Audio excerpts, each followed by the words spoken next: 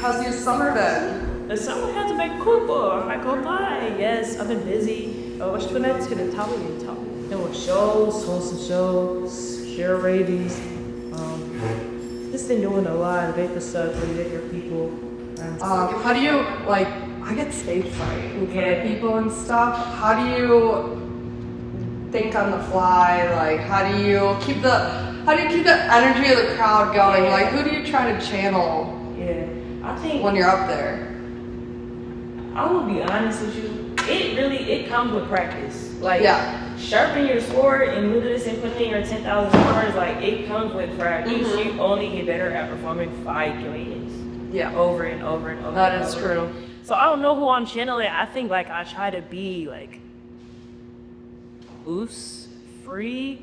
I think sometimes I just black out too. Like I'm not really there until I'm done. Yeah. I look back or and it all floods back and you're like, oh my gosh. You know, I can recognize I'm like I was in the zone up there, but I know I sounded good. Like I could hear it, but it's just like you get bogged in it a little bit. Yeah, you're kind of like, you like teleport to not being yourself. You're like, let me switch my brain real quick. And then your brain switches back and you're like, oh my gosh, I just did this tonight and I killed it. And it's like too, sometimes it's not stage right, but I can guarantee you with the artist that you know, like that 2 minutes that before you go up or before you feel a start, it's like you feel something. Like sometimes I feel like I have to be like, you don't have to go sit back. Yeah. Or it's just the nerves in your body. Yeah.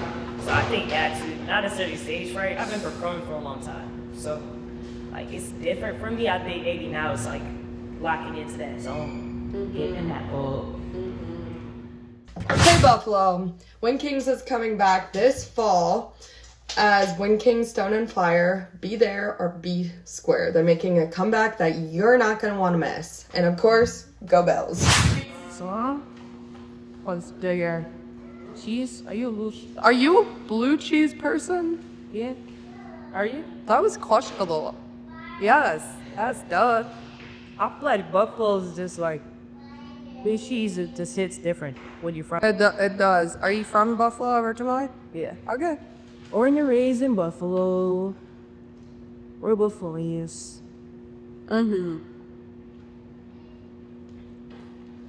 So as a creative, do you ever get into a slump, like with maybe your work or whatever? Like, how do you get yourself out of the slump? Like, where do you draw inspiration from when feeling like slowed down?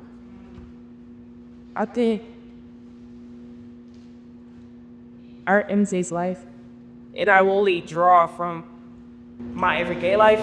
Sometimes it's like my friends, sometimes just cartoons or like architecture. You know, I've been trying to find the art heavy thing is what gets you out the slump, and also like pushing through like consistency. Consistency can cure that. It's not easy though, because you don't want to be consistent, but if you are consistent, it pays off. So yeah, I think like not forcing myself, but telling myself I still have to do it. Like no matter if I'm upset, there's still things I need to get done. And I think that kind of cures it, because like at least I'm still focused. Holding yourself accountable. Yeah. And being like, this is what I came to do, so I'm gonna do it. Right. I think it's more like that.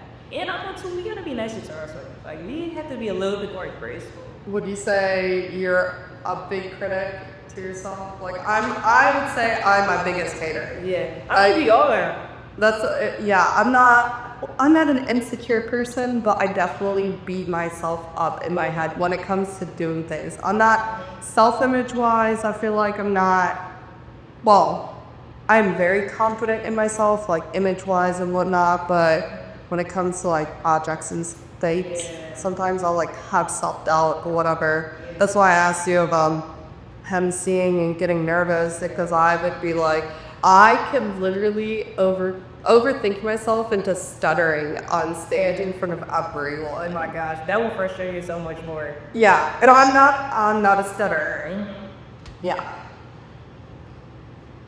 I don't know, I think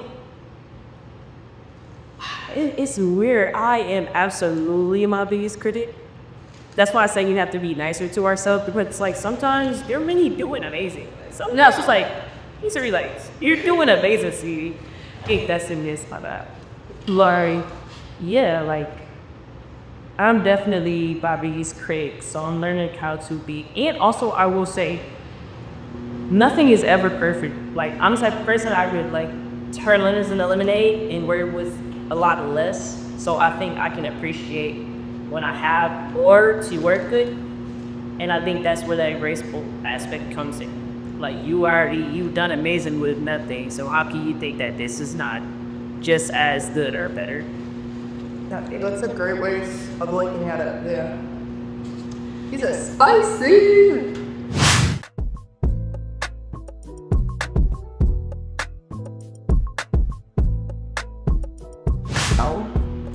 Where I gotta ask you a couple questions.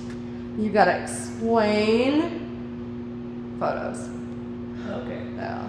Explain photos. We went back a little bit. Okay. You gotta explain where you were, what you were doing. Okay, so we got this photo. Look at you. This photo.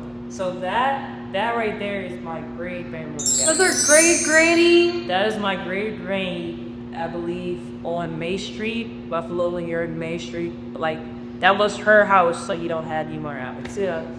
But yeah, that's my grade granny. I was probably like, I don't know, 3 or 4 years old, maybe. The hair is so cute too. Yes, the hair. That is actually a legendary feature. I love the pants too, the purple and the pink. She was swagged out from the beginning. I'm saying. Swag out. It's the same color scheme right now. Same color scheme for real. Purple and pink, yeah. That's why. So we got another photo I too. love that picture. Yeah. You look like you were into it. Yes. Yeah, what were you doing here? This is in Atlanta.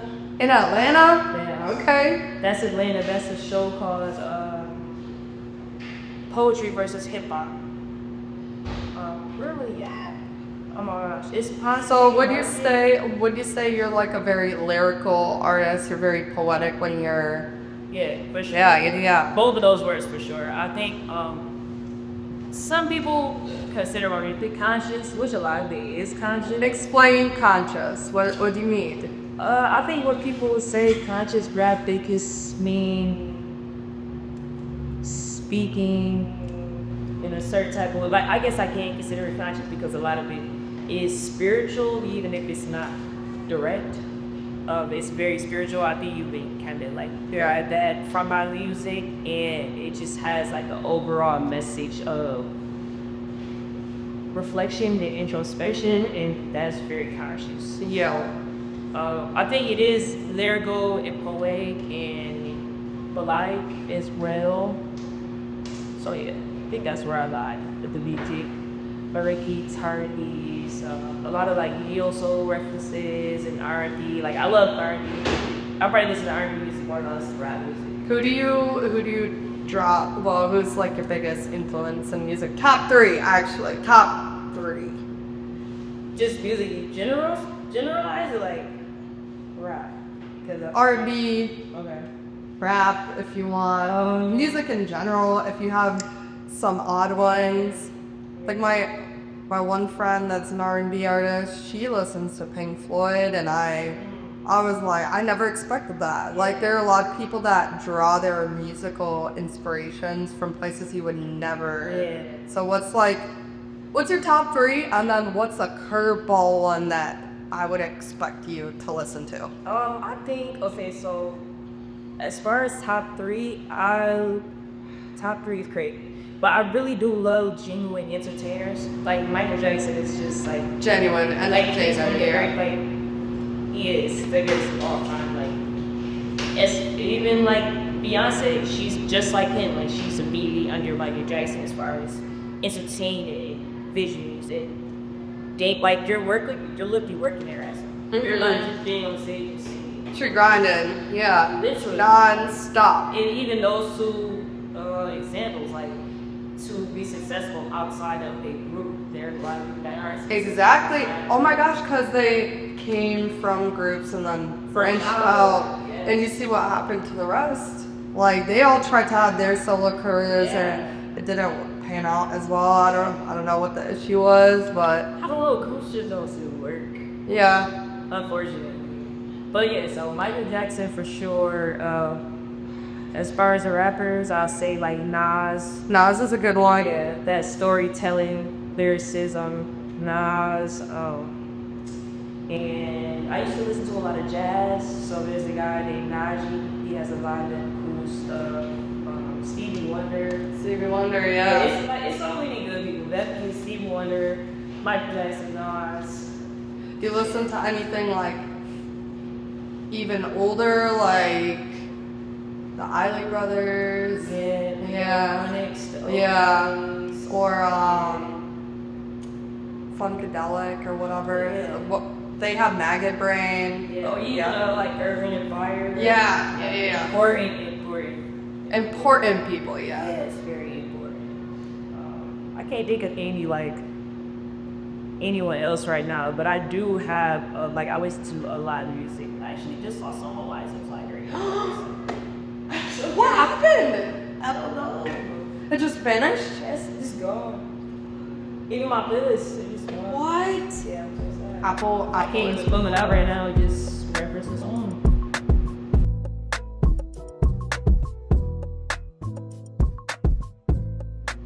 We got one more photo. You gotta explain where you are, what you're doing. I like the jacket, by the way. Thank you. That is in Atlanta as well. That's in. So despite you frequent Atlanta. Yeah, I've lived out there for a couple of years. I got a little bit of family out there. So I did back up like the last year I had. So how did like cultivating your music creative career, how did that transform you living down south compared to up here? Like I know they listen to different shit down there, and they kind of move differently with music and bump different shit than up north. So how would you say that affected your career? It affected me in a good way. Yeah. I will say that down there is absolutely it is very different. And I think too, like, Buffalo, we're from a small town. So we'll be considered like everyone cares so much about popularity. It's like we don't really care about that. Like you can't be more popular than this small city. Yeah. Not necessarily, but I think in Atlanta it's like these people are literally famous. Yeah. Not saying for no reason, but just saying like you can literally have graduated from Antwerp High School and literally you have 30,000 followers because you were pretty, your dress, etc., etc., etc. But it's like down there it's really real. Like people have a certain form of like. It's on a bigger scale. Yeah. But it's dope to see though because it makes you look at things different. Like even the SM post here or etc. It's like they do so much down there. It's always something going on. It's always something to do. Like it's literally you sitting in the club next to somebody that is like very, very important and you would never know. Like it's like. Is that something we need to change in Buffalo? I know you said it's like a smaller town, but say we couldn't do that here. Like what do you think would be the catalyst to get us from there to there? If you know, that's fine. I think the catalyst will just be to continue doing what we're doing now. Yeah, keep creating events. Because I know once Buffalo realize like, oh, we could actually do this. We can actually do this. Yeah. Or it's like Buffalo actually has more of a space. That's partially the Brazil and stuff like that. Yeah. A lot of people realize. Well, they had to go to Atlanta to booming. Yeah. Sometimes. Yeah, no, which is crazy because Buffalo is such an up-and-coming city now because of the Bills, but at the same time, what's going on in the background is all the arts and music that is coming up out the woodworks, and how do you feel to be a part of that? Like, that's dope. I feel amazing to be a part of it, honestly, and I've been realizing with this last year that I've been back in Buffalo. Obviously, I'm always in Buffalo, but just like this past year, me coming back, it's been like I'm actually implemented. I knew I was implemented, but it's like I'm walking in spaces and my video is already faked, or I'm already like flyers are already on the table. Like my name is already on all of these roads. It's been in all of these roads, but you're only recognizing it until you get the recognition. So. Yeah, you're like, stop beating yourself up. You're already here. You're already here. And it's like even too, like I was here 10 years ago or 12 years ago, when I was younger, dancing and being in this community, doing Battle in Buffalo, where I was meeting people like Steve Biden, like Rook, you feel me? Like Rook, and like literally all of these amazing people that had been working towards this for the past 20, 30 years. Like I knew them 10 years ago, and to have that full circle moment of being even more appreciated by these people and appreciated in the town is like, it's beautiful. I'm absolutely